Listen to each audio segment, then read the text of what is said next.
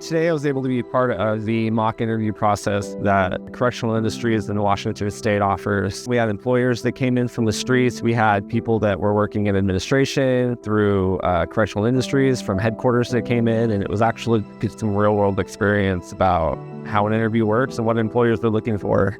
So this is our first mock interview that we've been able to run in 5 years inside a facility. The gentlemen behind me that are taking part from the population have put in a lot of work to go through classes, learn interviewing skills and techniques, application process, so that when they do leave our facilities and our care, they'll head out into the world ready to look for jobs, confident in their abilities, and able to speak to the skills and development that took place for them while they were in our care here in the facilities. It was nice to actually get the employer's feedback, knowing that the biggest thing with incarceration is we all have a past, we all have a conviction, we all have a record, and it's how to explain that to the employer, what the employer is looking to hear if you have that criminal conviction, and how to answer that question. As a person that's never had a job before incarceration, being able to get a feel for how the interview is supposed to go and what all materials I need to have prepared. We learned from the employees that we're not bad people, that our past does not define us,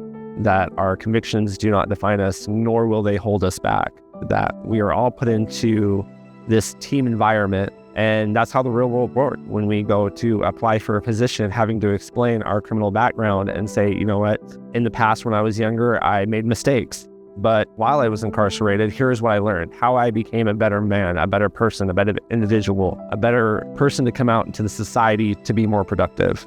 The mock interviews are important because it gets rid of that unknown. Because before that, if we went dry into that first interview, the unknown was the most stressful thing, right? You don't know if what you're going to encounter. Well, that makes the stress just go even higher, and even makes the more probable that you might want to avoid that situation because it is so unknown. Because now I've been through it before, it's not a big deal. If I blow that one, I can move on to the next one, learn from the example. So I've learned that progress. I feel it's important that the public coming in here gets an opportunity to see a little more inside their lived experience inside this world, and get a better perception of it outside what movies and TV shows maybe give them a perception of for the life of an incarcerated individual.